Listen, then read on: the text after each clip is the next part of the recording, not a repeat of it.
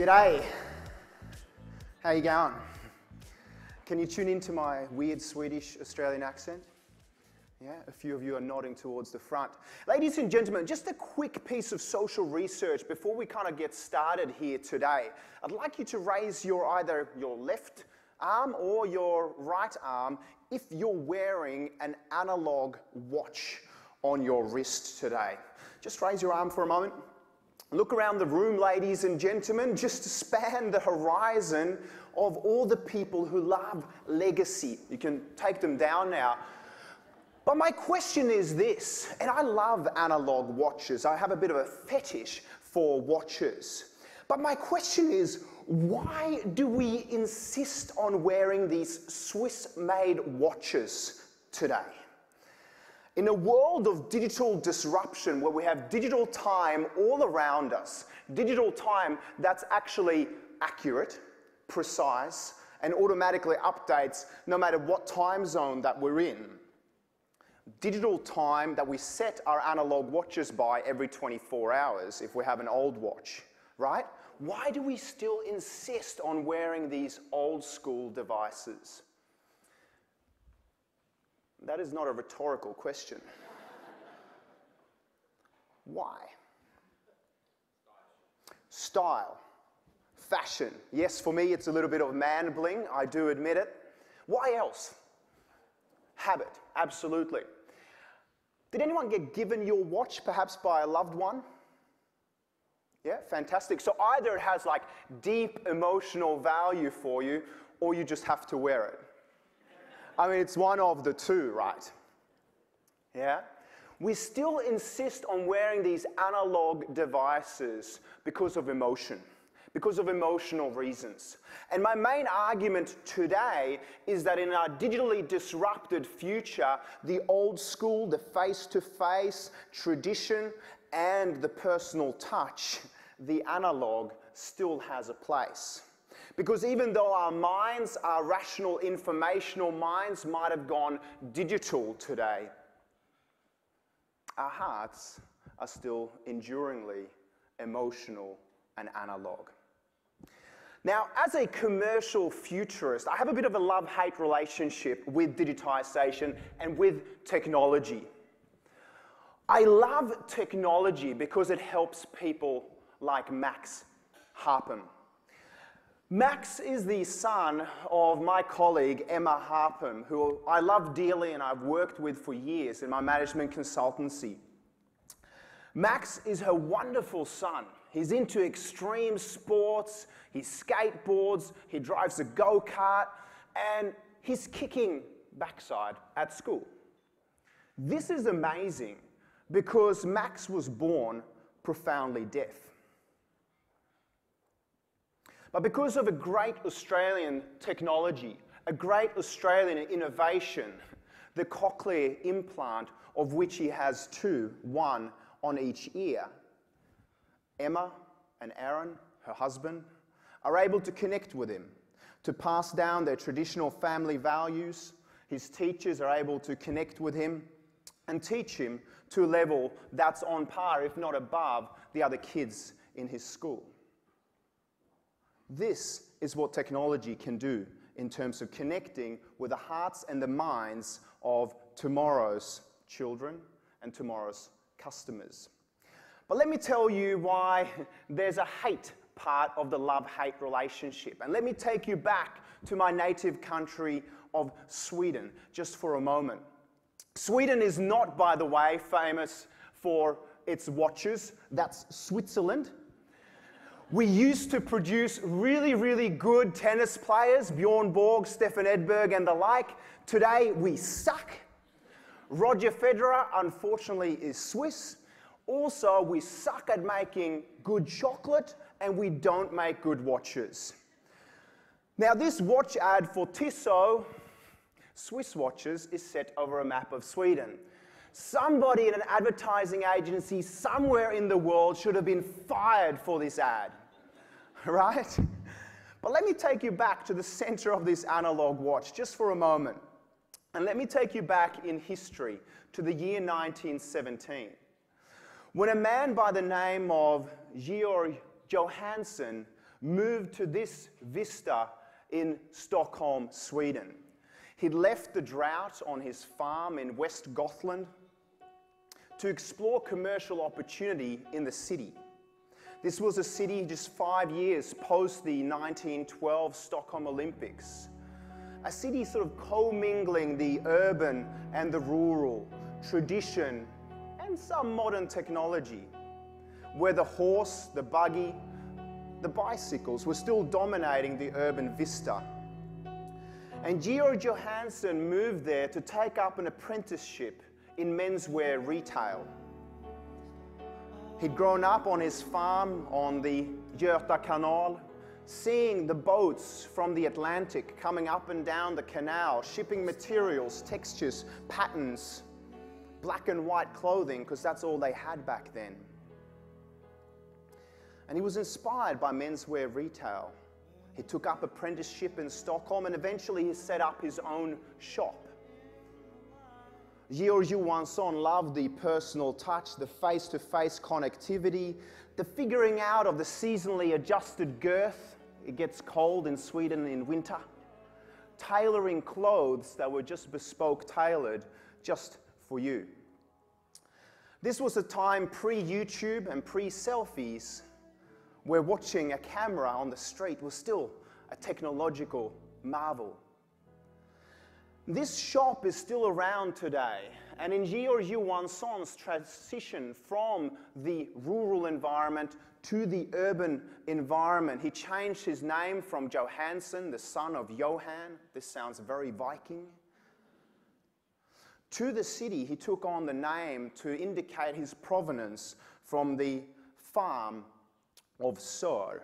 He became Georg Sorman, or Sorman. He's my great-grandfather, and as you can tell, he must have been a little bit of a futurist because he wears a really good pocket square and has an awesome haircut. This store, this bricks and mortar environment is still around today, nearly 97 years later, and because of advertisement via analog media like this, they won the hearts and the minds of yesteryear's customer. Now this advertisement, by the way, is pre-feminism.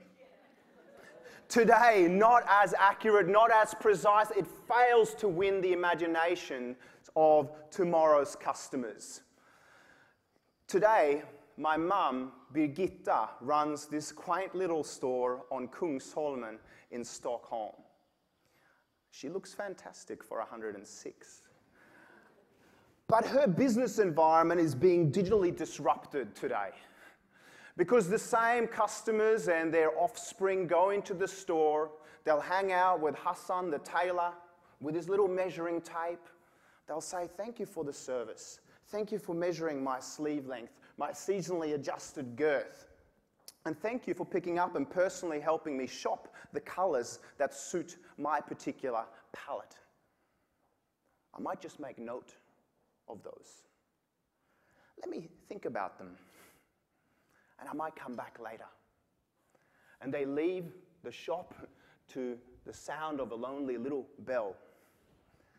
And they exit the store. And if they have the professional courtesy to my mum, they only place the order on eBay once they're around the corner. This is disruptive to her business model. It's changing things. For the guys from Bunnings, you know this from a retail environment.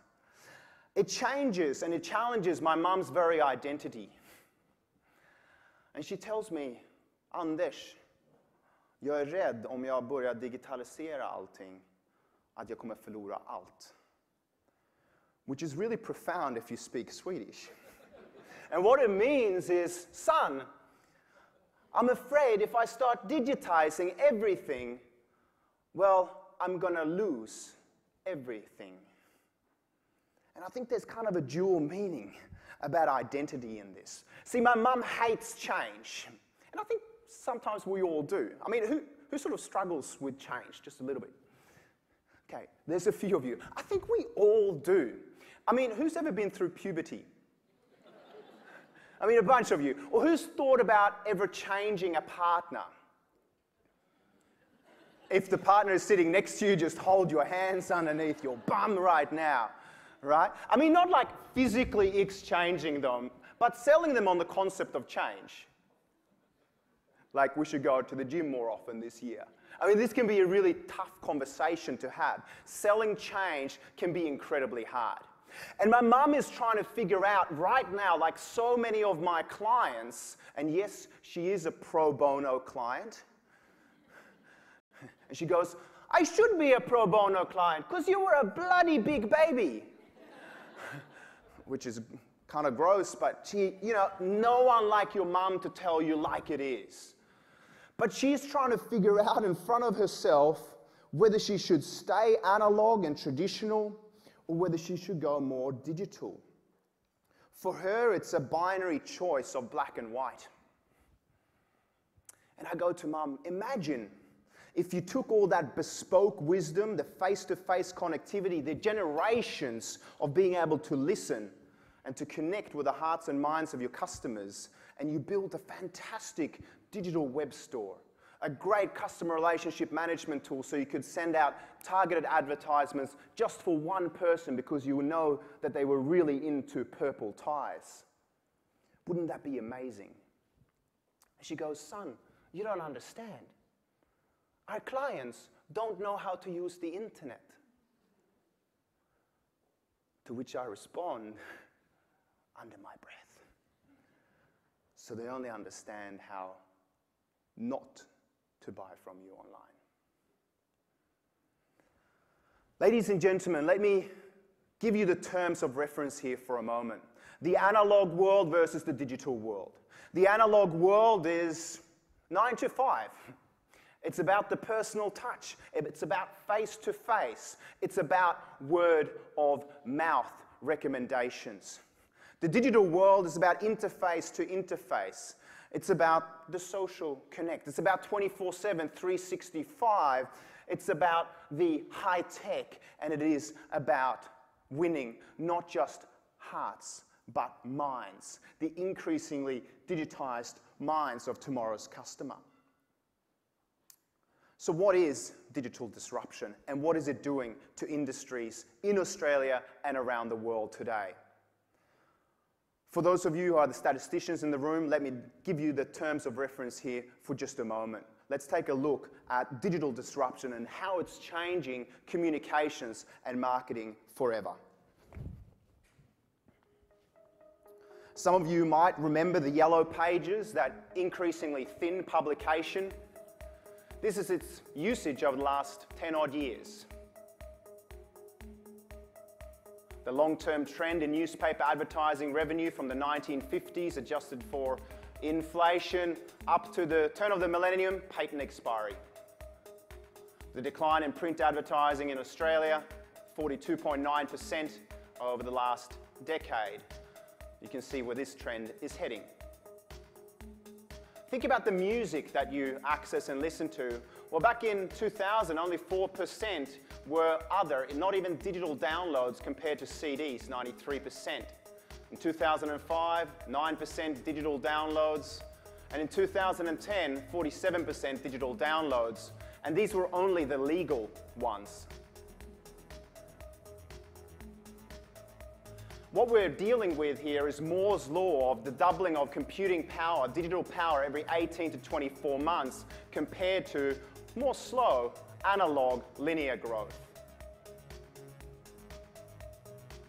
And of course, social media networks like Facebook are complying with these laws, growing at exponential rates, even just up until the last few quarters, slowing off ever so slightly. And in 2011, we reached a global tipping point with more smartphones and tablets being shipped globally than PCs and notebooks.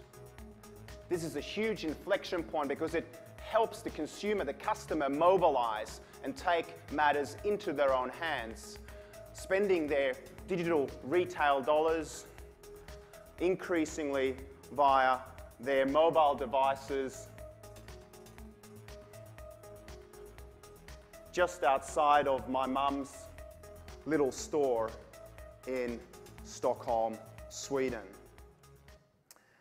So this is disruptive, right? And when we look further ahead to the next generation, what really concerns me about digital disruption is that more 2 to 5-year-olds today know how to play Angry Birds on their iPhones than know how to tie their shoelaces.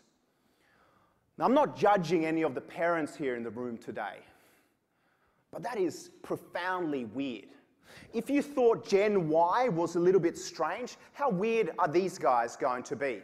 They've never known a world without the internet.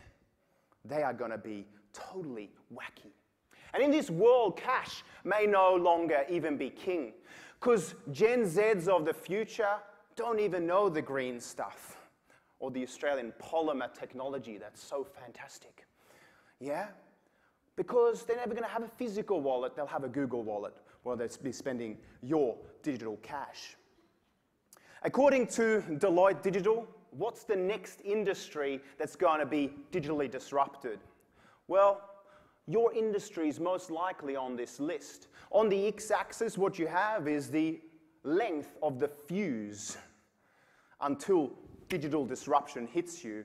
And on the y-axis, the size of the bang. I was working with the real estate industry yesterday, the RIA guys, I know you're out here today, in Brisbane. This afternoon, I'm working with hospital engineers, thinking about smarter buildings. And in my book, I have case studies from my clients in the retail banking industry, from the pharmaceutical industry, from the printing and digital solutions industry, and from the guys I worked with at the $1 Million Roundtable earlier this year in the financial services industries. All industries that are being digitally disrupted. Ask yourself this question about tomorrow's customer. What customer touchpoints can be digitized? And are there any that can never be digitized? Second point, we have digital minds, but we have enduringly analog hearts. Your customers do their due diligence digitally today. And you need to provide them with informational value via digital channels, but we need to enduringly connect with their analog hearts as well. Don't throw the analog baby away with the digital bathwater. Why? Because digital doesn't fix everything. In fact, digital communications can stuff us up. Anyone who's tried predictive texting, you know that the future is a very, very uncertain place. Right?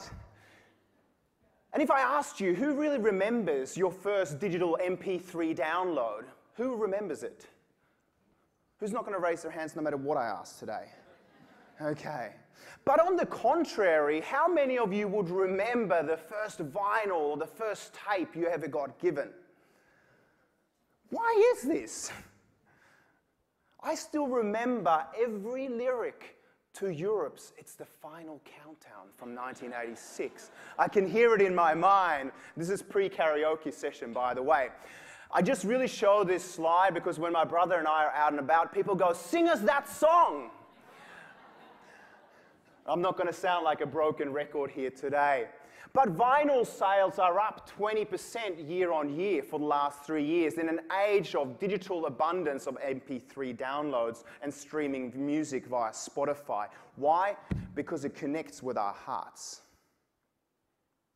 And the sound's much better. Google. If I said Google to you, would you think digital or analog? Digital. So isn't it ironic that in their latest advertising campaign they send us analog printed vouchers telling us that the future of communications is all about digital Google AdWords? Think about this irony. What they are getting is that they need to go Digilogue. It's not about being analog or digital, it is about going Digilogue, combining the best of both worlds to win the rational, digitized minds, but connect with the enduringly emotional hearts in the analog world as well. In the book, as I mentioned, you will see case studies like this. Of one of my pharmaceutical clients, they sell, let's call them men's health products. And their big challenge today has been, how do we get some space with the healthcare professionals, with the GPs who prescribe these men's health products? They tell me, Anders, and this is no pun intended for the advertisers, we want to get the most bang for our marketing buck, which is $1 billion. Previously, they left samples, they left brochures, but now they're getting a little bit more clever, spending $1 billion on ensuring that all their sales folks have tablets which the HCPs can engage with. And they find that when the HCPs start playing with the technology, all of a sudden they're more engaged and more likely to prescribe this particular company's men's health products. Some pretty cool innovations in that space. Now, it would be unethical of me as a Swede to stand up here and not talk about IKEA, just briefly. Now, IKEA used to be the biggest printer of analog marketing products, the famous analog IKEA catalog. They printed more catalogs than the Gideons printed Bibles on behalf of the Catholic Church. And we know that those guys are everywhere. In my hotel room last night. Maybe next time IKEA will be there as well. It would be great bedside reading. But they're being less about pine and more about pixels, or combining the two. But they're not throwing away the baby with the bathwater. They're retaining the essence of that catalog, but now they're moving into augmented reality. Let's have a look at how they're going Digilogue. This is a wonderful, very Swedish-looking family that's trying to figure out whether the IKEA furniture is going to make sense in their particular living room. And via the augmented reality and the technology in the catalog, they're able to zoom in and look through the augmented reality of their mobile devices to see exactly the way that Ingrid, Anna, Sven, or perhaps Anders, the couch, would look in their living room. They are merging the analog physical world with the virtual reality of the digital world. They are playing in the Digilogue space. But they aren't getting rid of what they've always done well. And when we do strategy work with our clients, we look at how do they combine across this Digilogue strategy map the best of the old school analog world, stuff that's always worked in your business, because there's traditional wisdom there, right? But how do they also combine it in new ways, in innovative ways, with new touch points? IKEA doesn't throw away the analog baby with the digital bathwater, but it also ensures that it innovates into the future.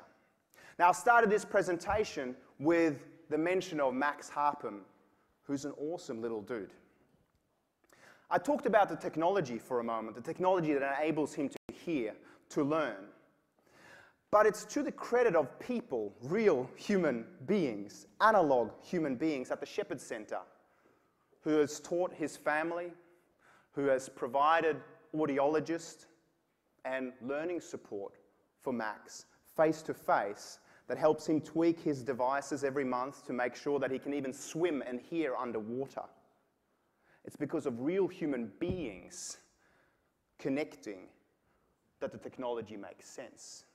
This is something we must never forget in the future. So you might ask yourself, whatever happened to my mum's little shop in Sweden? Well, I'm going to be there next week. I'm traveling out to New York this afternoon to shoot filming for 2 days in Wall Street about the future of money and the future of business process outsourcing. But after that, I go to Sweden, first to work with the Swedish equivalent of Woolworths in their clicks and bricks activities, but then to spend 3 days strategy consulting with my mum, which is going to be tough, yeah? But here's one thing, one simple little thing. You don't need to have IKEA's budget to merge the analog world with the digital world. Here is what we've done, hiring a couple of students. Why? Because they're free. Simply asking my dad, who's a retired colonel in the Swedish Army, which is a really good career move because we never go to war. But in a family business context, he's now a free male model, very Zoolander. Here he's doing a simple four-in-hand tie knot, capturing the digital minds and the analog hearts of tomorrow's customer. You don't need to speak Swedish to get this.